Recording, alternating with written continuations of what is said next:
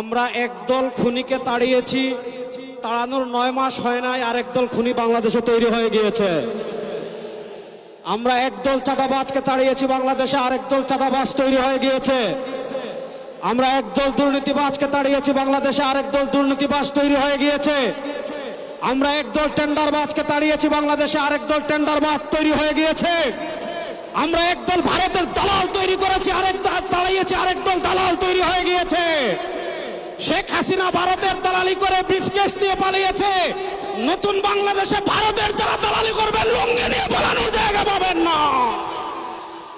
সংগ্রামী সাথী ও বন্ধুগণ, আমরা স্পষ্ট ভাষায় বলতে চাই, এদেশের রাষ্ট্র ক্ষমতায় আমরা আর কোন চাঁদাবাজদেরকে দেখতে চাই না। এদেশের রাষ্ট্র ক্ষমতায় আর কোন টেন্ডারবাজকে দেখতে চাই না। এদেশের রাষ্ট্র ক্ষমতায় আর কোন ভারতের দালালকে দেখতে চাই না। ইসলামকে রাষ্ট্র ক্ষমতায় নেওয়ার জন্য প্রস্তুত আছেন না? ইনশাআল্লাহ। ইসলামী আন্দোলনের মোহতারাম আমির পীর সাহেব চরমোনাই ঘোষণা দিয়েছেন, ইসলাম দেশ ও মানবতার পক্ষে এবার ভোটের বাক্স একটা হবে ইনশাআল্লাহ। আমরা স্পষ্ট ভাষায় বলেছি, এদেশে আমরা আওয়ামী লীগকে দেখেছি, এদেশে আমরা বিএনপিকে দেখেছি, এদেশে আমরা জাতীয় পার্টিকে দেখেছি।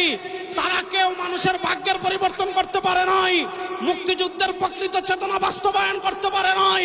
এবার একটা চেতনা বাকি আছে, যে চেতনার নাম ইসলাম। ইসলামকে রাষ্ট্র ক্ষমতায় নিয়ে সব দুর্নীতি দুঃশাসনের অপসারণ করবো ইনশাআল্লাহ। সর্বশেষ একটা কথা বলে আমি আমার বক্তব্য শেষ করব। আপনারা জানেন, সমাজের বিভিন্ন জায়গায় যখন দুর্গন্ধ ছড়িয়ে পড়ে, দুর্গন্ধ তাড়ানোর জন্য বাতাসের প্রয়োজন আছে না নাই?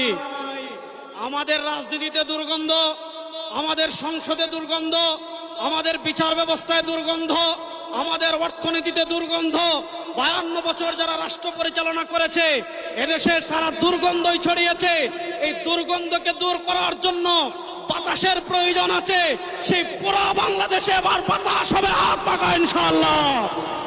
সেই হাত পাখার বাতাস ছড়িয়ে দেওয়ার জন্য প্রস্তুত আছেন না নাই?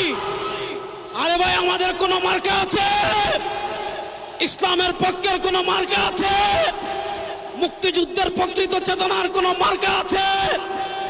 ভারতীয় আধিপত্যবাদ মোকাবেলার কোন মার্কা আছে? ওরে কোন সে মার্কা? সবাই বলো, এবার যাবে সারা বাংলায় বিশ্ব